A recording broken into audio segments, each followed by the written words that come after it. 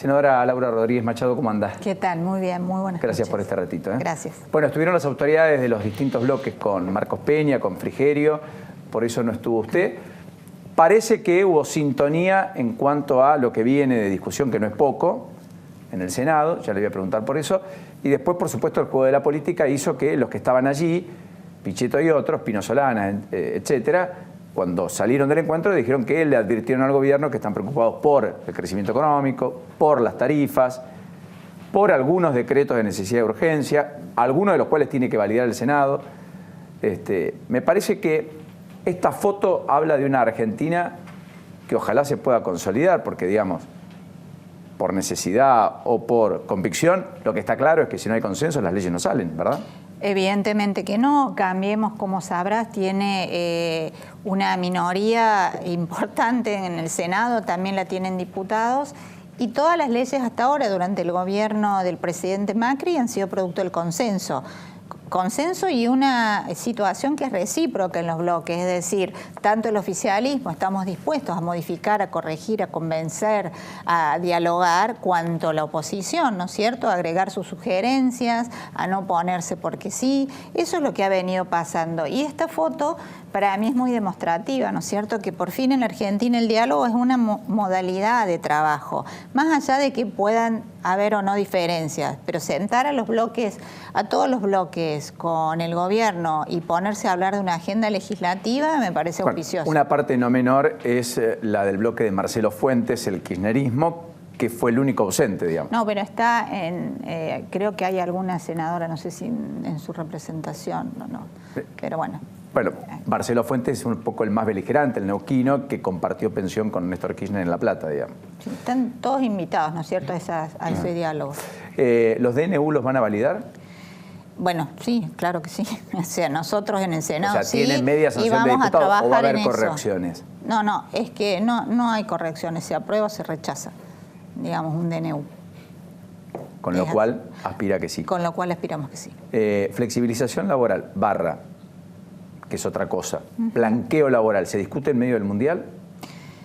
Se va a empezar a discutir antes, estimo, porque todo el tema laboral no es un solo paquete, entre ellos uno que ya estamos estudiando, que es el tema de la equidad de género a la hora de definir salarios y organizaciones de las cuestiones gremiales, uno de los aspectos, blanqueo laboral, también formación profesional. Todo eso van a ser paquetes de proyectos que se van a empezar. De hecho, se están un poco discutiendo, ¿no? Aunque no ya en comisión, pero están siendo hablados entre el oficialismo de cada uno de los gremios y el gobierno.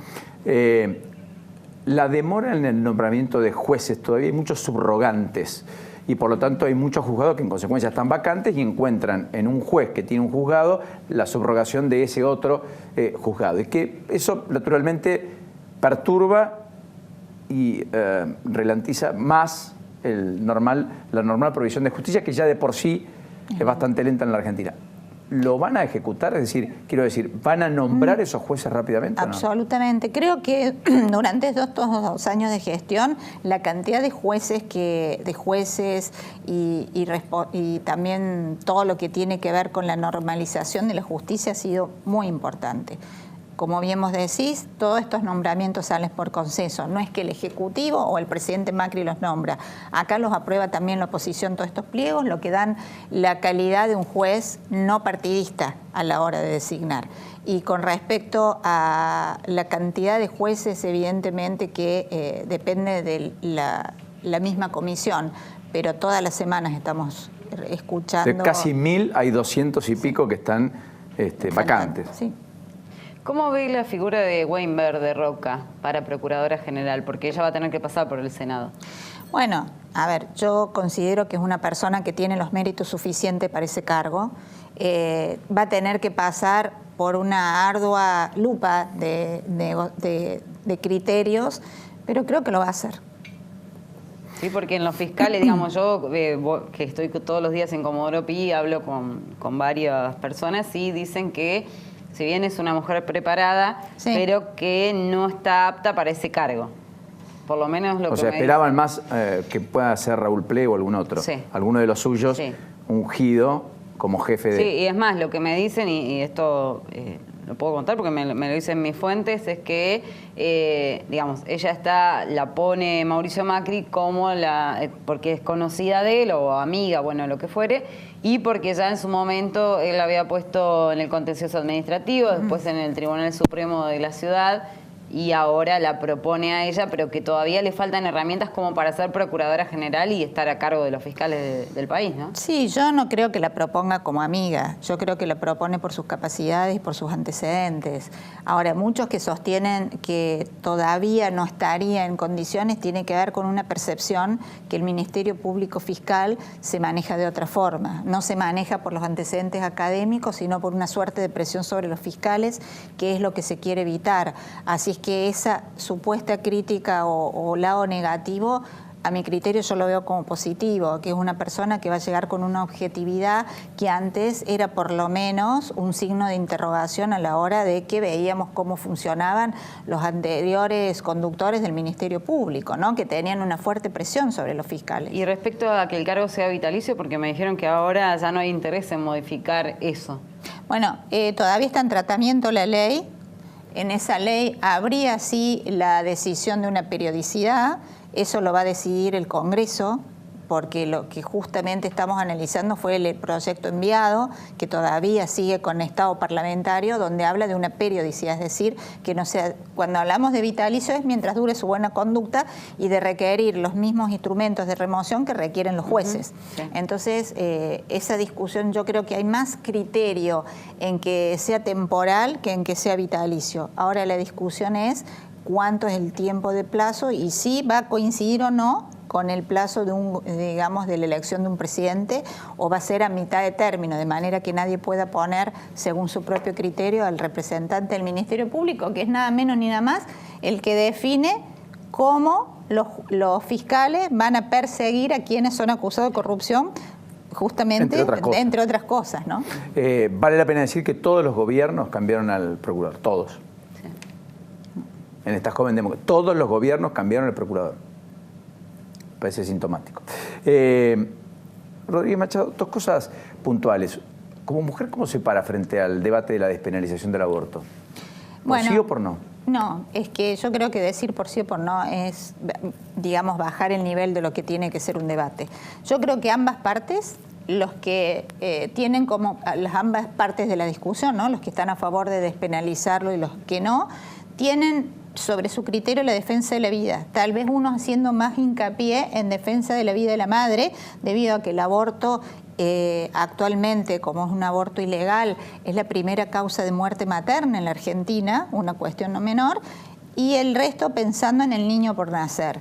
En ese punto es donde estamos en la discusión de encontrarnos, en que se corra tal vez la vara hacia una despenalización más acordada, que hay una diferencia muy grande entre decir aborto libre y gratuito y bajo cualquier circunstancia de decir alguna cuestión de razonabilidad dentro de lo que existe en Argentina, que hay 3 tipos de abortos legales ya autorizados, y de pensar que en esta sociedad hay que buscarle algún remedio para que los abortos ilegales no sean la causal primera de muerte materna en Argentina. Usted al aborto libre... Depende del proyecto. Al aborto libre, gratuito y en todos lados, no. No. A una corrección de lo que hay, sí, y eso es donde nos tenemos que encontrar los argentinos. Más situaciones a las que están contempladas para que una y mujer también, pueda por eventualmente... ejemplo, la despenalización de la madre, es decir, que tal vez la persona que concurre a esto no sea penada. ¿Y quién sería el penado? ¿El médico que lo practica ilegalmente? Y en ese sentido hay que ver la situación de los médicos, de los hospitales, cuál es la motivación, digamos,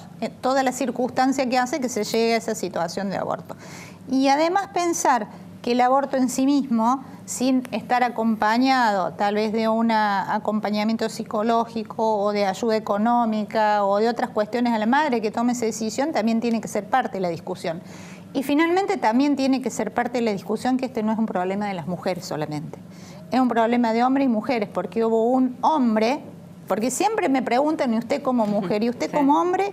Porque hubo un hombre que hizo que esa mujer tuviera un bebé o que estuviera en gestación. Entonces es un problema de ambos en esta sociedad que me parece que han hecho que no, que sea una discusión de mujeres. La verdad que no lo es, porque para engendrar un hijo son dos los que se necesitan y pareciera que hay una sola parte que se está haciendo responsable del tema de la discusión del aborto en Argentina, son las mujeres. Casi música para mis oídos. Lo último, respecto a un aspecto que se viene en la discusión, me da la impresión, etcétera. ¿Usted entiende que el gobierno va a un acuerdo con la Unión Europea desde el Mercosur y que finalmente eso es algo que Macri quiere sí o sí y a cualquier precio consolidar? Digo esto a propósito del encuentro del canciller Fori hoy con su par francés para intentar destrabar esta negociación, establecer acuerdos de libre comercio. Francia hasta aquí aparecía como el más reticente a propósito de no permitir la exportación argentina, donde Francia es poco competitivo, menos competitivo. Esto es en ganado vacuno, en productos agropecuarios, todo esto por los subsidios agrícolas y demás. ¿Usted entiende que es una decisión estratégica de Macri y que quiere terminar el primer mandato con este acuerdo consolidado? Yo creo que es una decisión estratégica para los argentinos, porque cuando nosotros planteamos acá en un marco de información, ingresar a una organización de libre comercio, lo que generamos es temor, porque pensamos que lo que estamos buscando es que vengan, que nos vendan los chinos, los japoneses, cualquier cosa y destruir la industria nacional.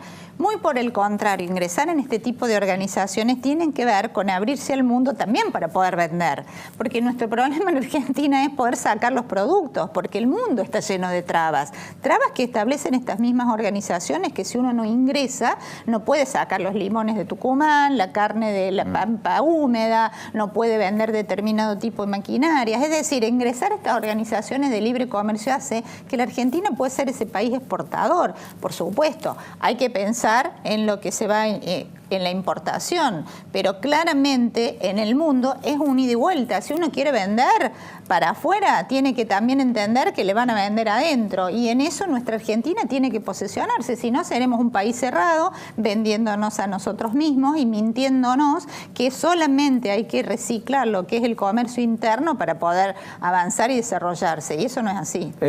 Tema pasajes, perdón, no quiero olvidarme, porque es toda la discusión de estos días, etcétera, más allá de que es un tema recurrente hace 15 o 20 años. Sí. ¿Usted cree que el senador tiene que ganar como un camarista federal, como planteó Pichetto? Esto significaría casi duplicar los salarios que tienen hoy. ¿Cree que aquel que cobra o que canjea, o que no deberían ser nunca canjeados los pasajes de avión para los que no lo utilicen, o que aquel que en todo caso lo canjea debe justificar en qué lo gastó y qué viático utilizó? Porque Carrió dice, bueno, yo lo tomo como viático porque recorro el país en auto. Bueno, pero tampoco rinde cuentas respecto a si efectivamente todo lo hizo de ese modo o de otra manera. La pregunta que le hago es, ¿cree que es una discusión que hay que dar sensata o no? Mira, creo que es una discusión que primero no se tiene que plantear como una discusión corporativa, porque frente a la sociedad discutir sobre este tema donde hay tantos problemas, la verdad que por lo menos me parece lastimosa dar esta discusión. Yo creo que tiene que ser una situación transparente, que los que somos del interior y viajamos toda la semana tenemos que asegurar la posibilidad de asistir al Congreso. Si no van a trabajar y no lo usan, yo la verdad no creo que haya que canjearlos. O sea, la persona que no viajó porque no cumplió sus obligaciones o porque no tuvo que salir del lugar donde trabaja para ir al Congreso, bueno, esa habría que definir qué pasa, porque tal vez eso puede serlo irritante, ¿no es cierto? Una persona que no tiene que trasladarse en aéreo porque tiene pasaje aéreo a disposición. Creo que tenemos que solucionar eso, porque en el espíritu... O sea, así como está no puede seguir el sistema. Y tiene que ser bastante más claro y transparente. Y si hay una persona que usó la nafta... Debería ser claro y transparente. Está claro, porque todos saben los que están y todos saben lo que se canjea. O sea, acá no hay nada que no sea público. El tema es que ahora es público. Todo lo que ahora es público siempre ha sido público, por lo menos que yo estoy, está hasta en la página lo que cada uno tiene. Sí, pero es una discusión. Canjear eso se convierte en un sobresueldo. Sí, quienes no lo utilizan, porque la mayoría de los que son del interior, no, y si uno está toda la semana, usted me ve, la mayoría que es del interior viaja toda la semana, o viaja su equipo, o viaja sus asistentes, sí, o viaja su gente. Es pasaje para viático y no lo utiliza porque no viaja, ¿por qué canjearlo? No, yo no estoy de acuerdo con ese canjeo. Yo creo que si no se usa, se pierde. Es así. Senadora, gracias por este ratito. Muy gentil. No, de nada. Como siempre.